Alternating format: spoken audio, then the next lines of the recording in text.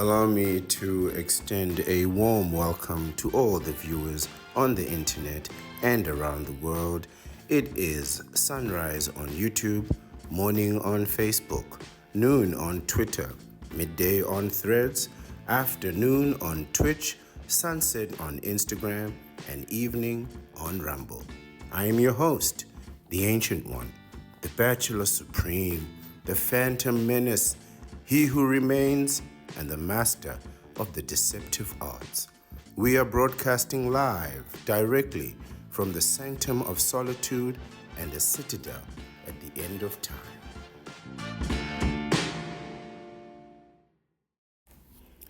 Good evening, everyone. It's the Ancient One here, the Bachelor Supreme, he who remains, and I'm sitting here at the citadel at the end of time. And I wanted to talk about just that today, time, and how I always say, keep the end in mind. Sitting here at the end of time, I think this is a good opportunity to exercise and practice some of those time travel tricks that have become available to us as humanity. In particular, our ability to look forward into our own future and accurately predict what is going to happen. And I want you to keep the end in mind of your own situation and ask yourself, where are you going to be 15, 20, 25 years from now? Now, you'll be able to see on the screen, and these are some of the statistics that we're going to discuss about when you will predictably have a baby, when you will have children, right? And in very simple, when you're going to destroy your life. Now, time travel is a very popular theme in movies and science fiction. But we know that we cannot go back in time, but we are moving forward in time. And so we can try and predict with some accuracy where you're going to end up.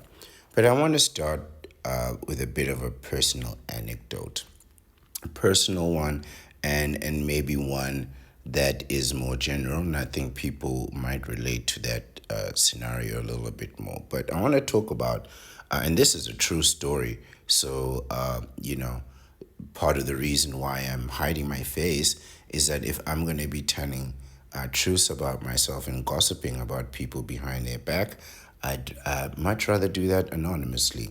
But let's gossip about my colleague, shall we?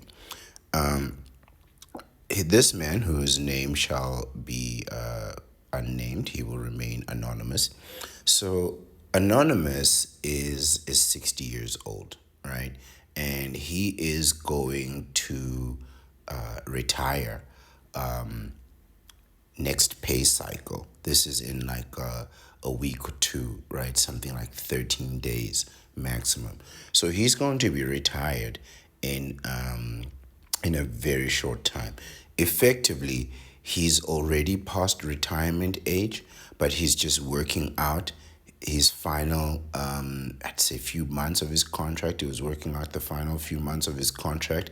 And these next few weeks, this last pay cycle, this will be his final salary of his life, right? This is the final amount of money that he will be getting as an employed person.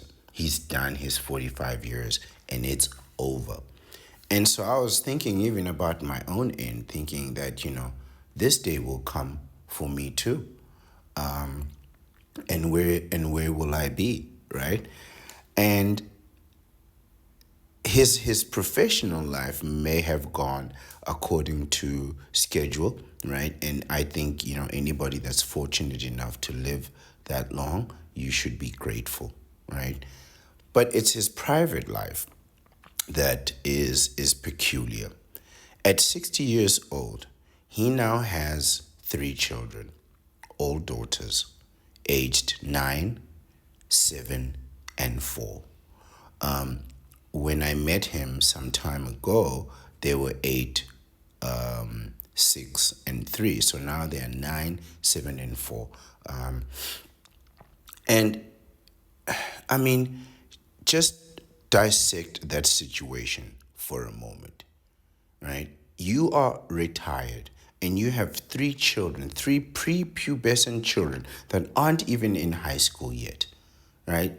I mean, this is a catastrophe in the making, right? And this is something that men need to be aware of. And we're going to discuss this biological clock situation and why it poses a danger for men. But before we do that,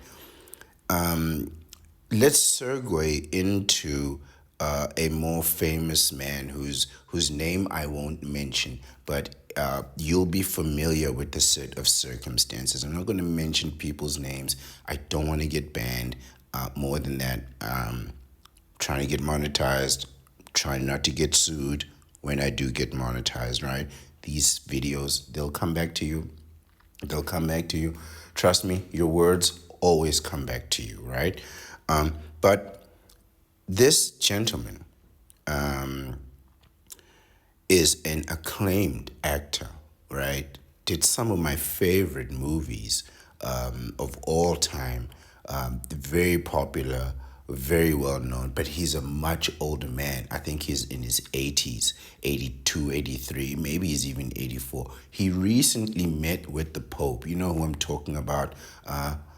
If you're watching, I'm a huge fan of yours, but still I won't mention your name, right? He recently had a child at age 82 or 83. His compatriot, who was just a little bit younger than him by 4 years or so, is 79, also had a child, right? So these two men, colleagues and friends, have had children at almost 100 years old, right?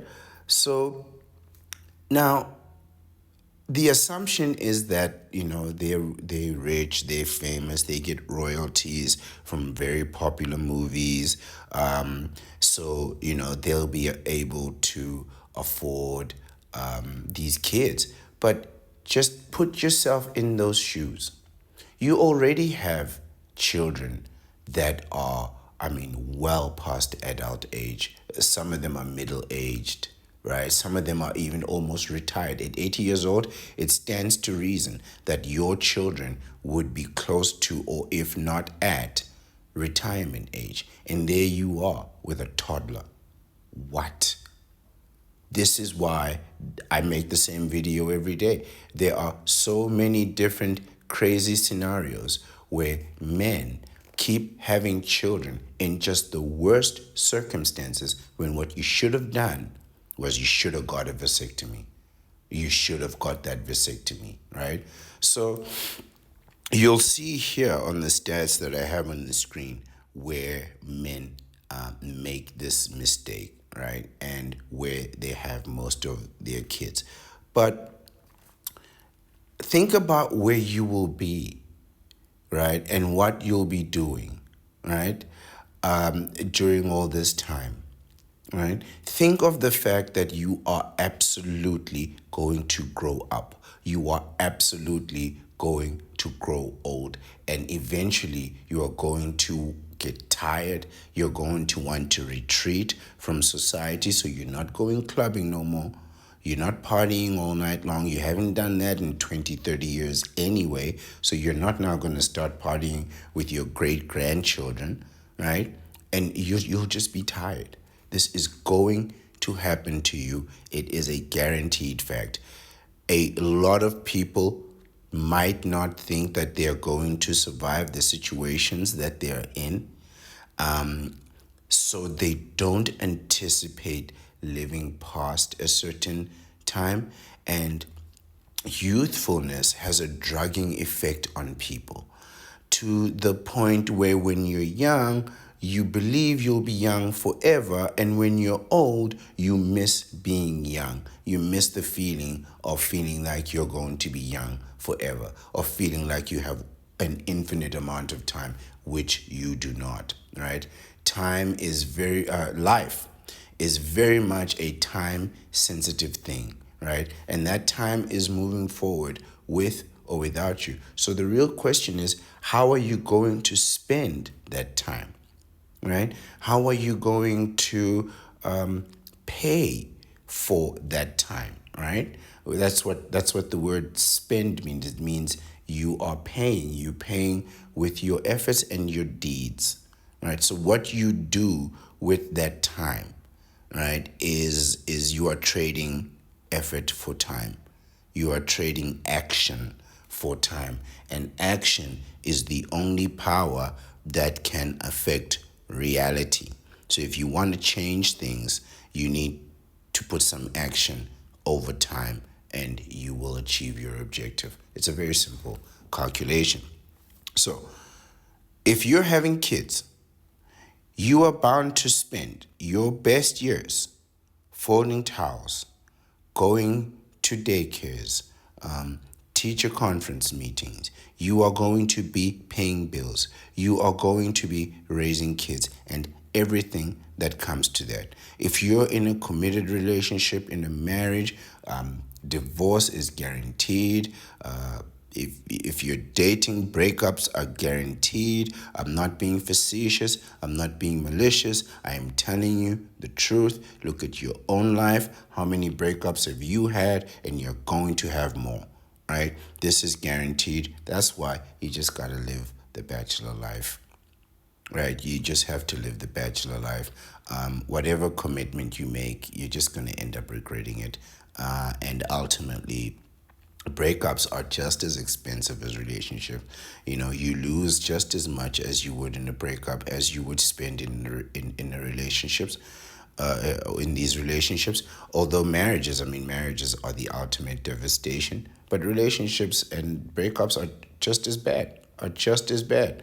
So you could spend your life doing that, or you could spend it living the bachelor life, going on adventures, traveling, competing, getting rich, competing to be in the 1%, competing to stay in the 1% and winning. You could be out there hopping off of planes, from planes to taxis, from taxis to boats, from boats to jet skis, from jet skis to luxury vehicles, from luxury vehicles to quad bikes, to motorcycles, and into the hotel. And you could do that while traveling before you even arrive at the hotel. You could have a whole adventure set up before you even put your bags down. This is the bachelor life, right? You could use your best your best years living wonderfully, or you could spend those years arguing and trying to satisfy the ego of a person who has no power for accomplishment, right? And instead of leaving that person to their family peacefully, let their father pay for their existence. You made the baby. It's your responsibility to take care of it. I don't care if the baby is 36 years old. It's your child. If they fail in this life, you got to take care of them and raise them, right? But the big idea is that even if you live the bachelor life, it's bound to end. We're all going to get to that retirement age inevitably. But not everything ends. Not everything ends.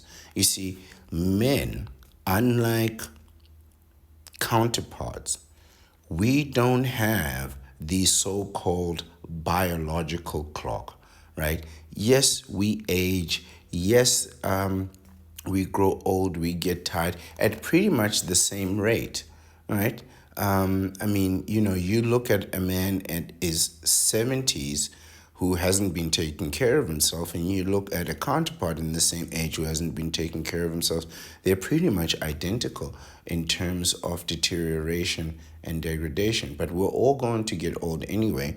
So, don't look at them and feel sorry for them. They're already there. You should look at yourself and feel some pity for yourself, because that's where you're headed, right?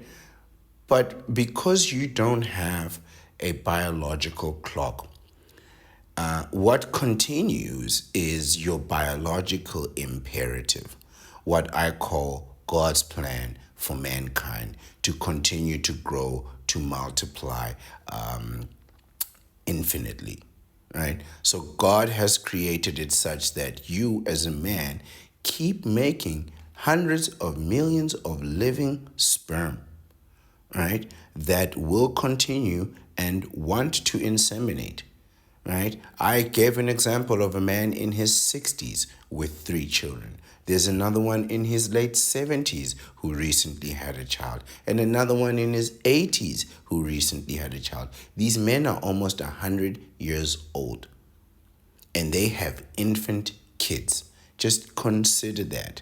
Consider that before you think you don't need a vasectomy, because you can mess up at any time in your life, starting from when you're 13 years old until you're 80 years old, right?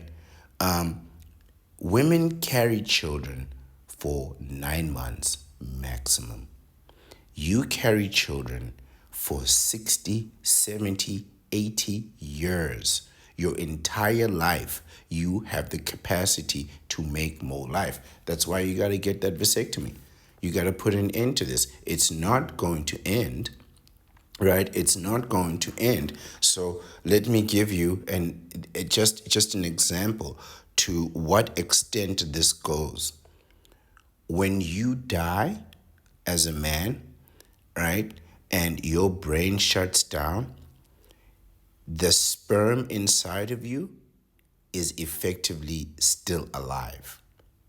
So sperm is a separate living entity all by itself, like when a woman is impregnated with the child. You get the woman and you get the child, right? So there are two entities living in one. This is the same with sperm. So even if you're deceased, as long as there is semen with nutrients, the sperm can continue, and oxygen, of course, the sperm can continue to live. In fact, they can remove sperm from your body, freeze it for decades, unthaw it, and it'll still be alive. It'll have the same quality of life as it did initially. This is how magnificent God's plan is. You cannot break it. Even in death, you cannot break it. You need a vasectomy. Don't take this chance. I'm telling you, if you take this chance, you are going to mess this up. You are going to get this wrong. You can scream at the top of your lungs, I'm going my own way. I've swallowed the red pill. I am now a bachelor till the day I die. And you can get somebody pregnant tomorrow. And all of those proclamations are out the window. Because now, if one mistake, you're on child support and alimony for the rest of your life. One mistake, you're gone, right? So understand the power of this sperm, right? Even if you avoid the child, I'm gonna call it the child trap, right? But is it really a trap? Because you're doing it to yourself, right? You have the option of getting a vasectomy. You have the option of getting a condom. You have the option of abstaining, and yet, here we are. So even if you avoid this in earlier years, and this is what the statistics will show, right? Let's look at these statistics. You'll see that in your teen years, practically nobody has a kid. This is almost zero, and this is true all over the world. In your 20s, it starts to go up a bit, but it's not nearly as large as your 30s and your 40s, right? So this really talks to some of the popular statistics that are out there in terms of the dating dynamic, right? So it says that men in their 20s, younger men that are still in university and school, your apprentice who's still trying to get his hands around the skills, Men that some of which might still be living at home with their families while they're getting on their feet. These are men who, quite frankly, don't have that many resources, not compared to older men who've been working for much, much longer. So, in terms of having children, your 20s, you are not really the best prospect for someone in terms of mating and having a family. At 21 or 22, you're not supporting a family, you're not supporting anyone. You can barely support yourself. This is true for everyone. This is not to pull down young bachelors or men that are up and coming. This was true for me, and this is true for most men, right? You can't be doing a full-time job and going to university at the same time. Something's got to give, right? Even if you work part-time, you're not going to be able to work with the same focus, consistency level that you would be if you weren't studying all day, right? This is true. This is true. So, because of that, it means that intimacy levels are lower for men at this age. This is across the board. So, this is men of European descent, men of African descent, men of Asian descent, and even men of Hispanic origins, right? So, across the board, intimacy is low, and therefore, childbirth insemination levels will be much, much lower. The biggest jump in having kids is in your 30s and your 40s. And so what younger men will say, and what some women will say, is that they find older men attractive. And you'll say, well, how much older? And they'll say, well, in their 30s, maybe early 40s, but not as old as 80 or 90 or even 60 or 70, right? So between your 30s and say maybe late 40s, this is pretty much the sweet spot, right? Between 30 and 49. That's where the biggest jump is, right? And these are your best years. These are your most productive years. That's 20 years. If you work that out, that's 20 to 50. Those are the 20 years that I'm always telling you about. If you have a child today, you are in it for 20 years, right? 18, sure, fine. But what are you going to do? You're going to kick an 18-year-old out into the street who has only high school experience and their only life experience is being a child and now say, fend for yourself? No. You are in it for a minimum of 20 years. And these are those 20 years, right? These are your healthiest years. So what you'll find is that this is really the time where men stop clubbing. So you're not going out, you're not drinking that much alcohol. Even if you do drink, you've cut all the way down, not like you would in a nightclub, right? So you're not spending that money recklessly. You can't, right? You also find that this is the age where a lot of men stop smoking, right? They'll start acting healthier, so they'll start exercising, eating healthier. At work, they would have been promoted once, maybe twice, right? Income wise, they'll be stable. So even if they might have bad spending habits, at least they have regular money coming in, and they'll have that regular money coming in for the next 20 years, for the next 30 years until retirement age 60 or 65.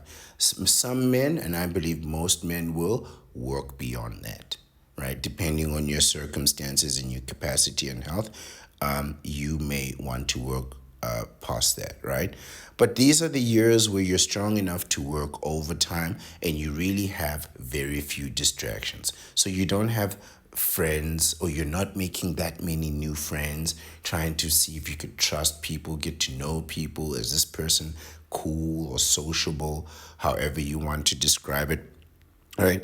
So these are really your most productive year. And if you get this right and you get your vasectomy as you are hitting those years or in those productive years without having kids, it means all your expenditures go all the way down, right? If you get this right at this age, right? 30s and 40s and 50s, you'll be unstoppable. The problem is that most men who get a vasectomy will get a vasectomy after this age, right? So you're skipping your best years and then you're protecting yourself, which is backwards. You want to get it either before or during this time so you can be at your best during your most productive years, right? So these stats will demonstrate how absolutely certain the outcome will be, right? Just look at the age 40 part of this graph, right? At Caucasian males or men of European descent, we have them at 75%. 75% of you will have kids by the age 40. So in your 40s, 75% of you will have kids. This excludes men that are incapable of having kids, right? So if you're like sick or were fortunate enough to be born without the capacity to have kids, right? Well, it depends on how you look at it. If you ask me, who's had a vasectomy, perhaps it is a fortunate thing. But for some men who might want kids, this might be a devastating outcome. So I can see how you can stand on either side of that. But looking at men of African descent, you're up to 80%. 80% of you are guaranteed to have kids, right? Men of Asian descent and Hispanic descent, almost the same. 80%, 83%. I believe these numbers are much higher. I believe these numbers represent men in their early 40s at best. But by 45, guaranteed. There are men who start to feel that at 45, 50 years old, that their time to raise kids may be up. And I'm here to tell you that it is, right? Because if you have children at 40, let's say you have them at 45 and up, that is absolutely the worst possible time to have kids. This puts you in my colleague's situation where you are about to retire and you have 3 children that are about to become teenagers. And that would be a complete catastrophe. That would be a complete catastrophe. I mean, the last thing you want to do is find yourself chasing down teenagers in your retirement age, right? Or being responsible for what teenagers do in your retirement age, right? But when you look at these stats in terms of marriages, what you'll see is that these are the years that most people are getting married, right? So 30s, 40s, 50s coincide with the years that most people get married. So it stands to reason that more children will be born from there.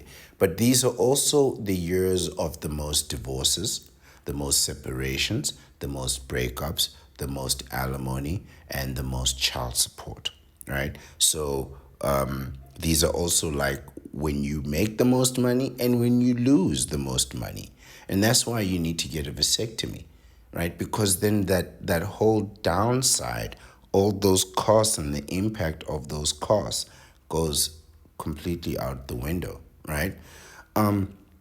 What you'll notice is that these statistics don't include men in their 50s and 60s because those men already have kids. But more importantly, most of those kids will be adults already. So I think these statistics include or just are limited to children that are still in your care. So we're assuming that these children will be under the age of 18 or 21, depending on where you live and what your circumstances are, right? But these 20 years, right? This is your this is like a 20-year sentence, right? And for a lot of men, that 20-year sentence is now over, right? And so they don't really have child support, right? So the child support and alimony and all of that is going to be before the kids turn 18. So men in their 60s, they're out of that. So they might be on some alimony, but this might only be true until the wife either gets married again, or in some places there's a limited amount of time of alimony. It's not lifetime alimony, which is why if you're divorced in your 50s, you start to make money very, very quickly, because those previous costs that you incurred, those costs are all the way gone, right? But this doesn't protect men over 50, right? You can still have those kids in your 50s and in your 60s and in your 70s and in your 80s, as we have demonstrated previously. So what you need ultimately is you're still going to need to get a vasectomy in order for you to remain safe, right? I mean, just imagine that. Just imagine for a moment, right? You're retiring in 5 days. Just bring us back to our anecdote for a moment of humanity. You are retiring in 5 days. Your children haven't even started high school. They are what, 3, 4 years from high school, the first one. And don't let them go to university. I mean, he'll be raising kids in abject poverty for the next 20 years. And if you think that you are somehow going to become super rich in your 60s, you're going to start being rich in your 60s, you are absolutely wrong. I am telling you the truth. You cannot go past the years where you are at your healthiest, your fittest, your strongest, your most intimidating, your most handsome. You still have all your teeth and you still have all your hair. This is how healthy you are. And you're telling me that you are going to forgo those years, and in your 60s, you're going to now raise a family and run a successful business? No way. You're not doing that. You're not doing that. You already passed your best years. You already let that go, right? And what you should have done was you should have got a vasectomy early enough so you could prevent this inevitable outcome. Look what these statistics are telling you. They're telling you that by the time you are 50 years old, 80 to 90% is going to have children.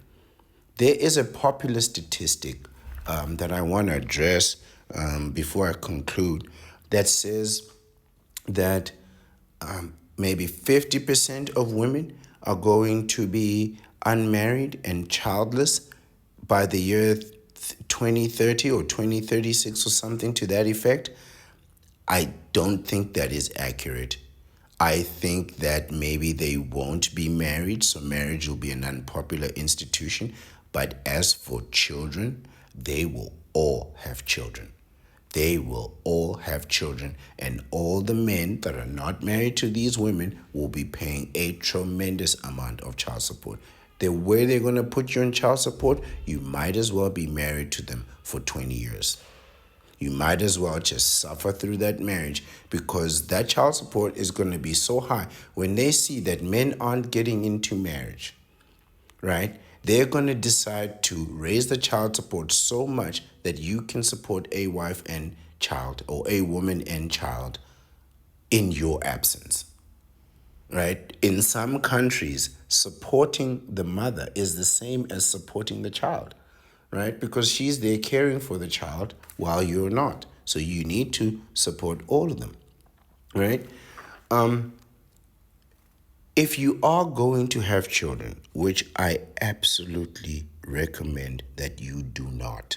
Please do not have children. Please do not have children. You are going to ruin your life. It is not necessary. You don't have to do it. You are not following a divine plan. You're just ruining your own life.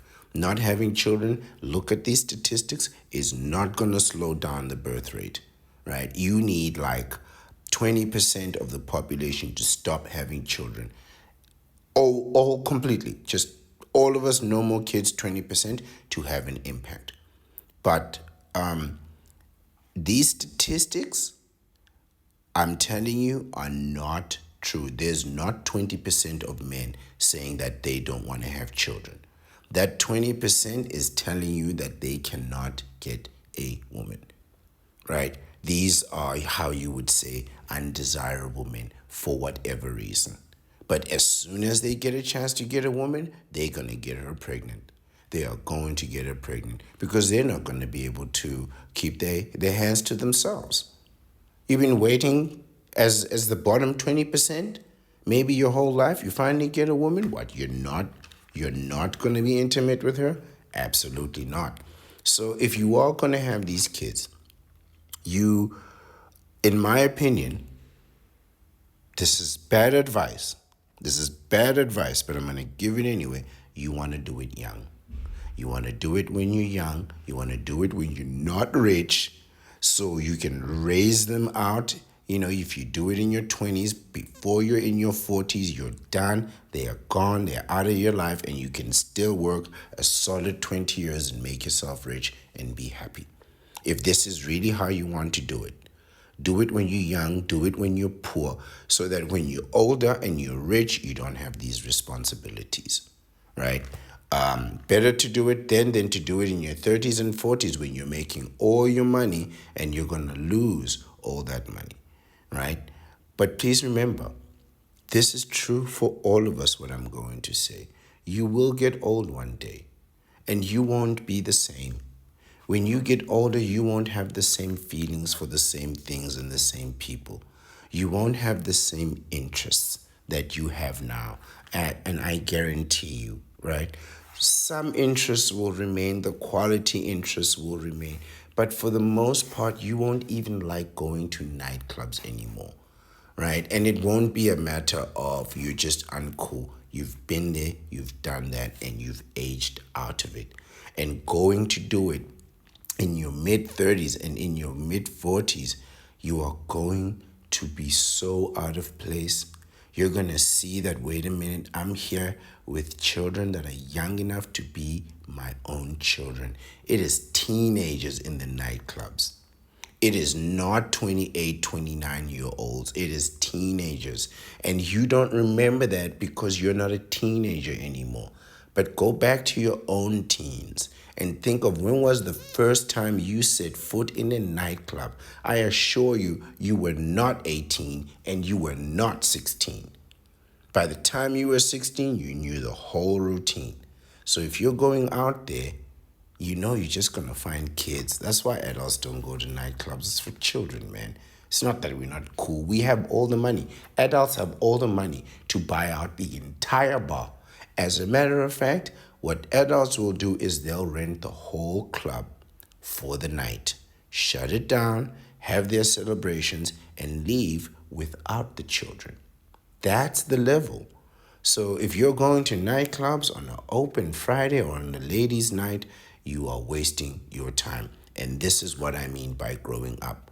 Your ideas, your priorities of what is important changes completely. Even your idea of fun changes completely. But you need to allow yourself that room to grow and for those changes to sit in on your schedule by your merits and your values. Because if you do it according to God's plan or your biological imperative, you're going to do it at the worst possible time. And these statistics bear that out. These are your golden years. These are your golden years, and you're going to waste them folding towels. You're going to fold so many goddamn towels that when you retire, what you'll do is hire someone just to fold towels because you've had it. Don't waste your life. Don't waste your life. You don't have to have kids. You don't have to, right? You don't have to be forced to do it. You can forego that disadvantage. You can forego those liabilities, and you can live your own life. You can live the bachelor life. This is the ancient one, the Bachelor Supreme. Thank you for your time. Thank you for your attention. Get a vasectomy. Get a vasectomy, and have a nice day.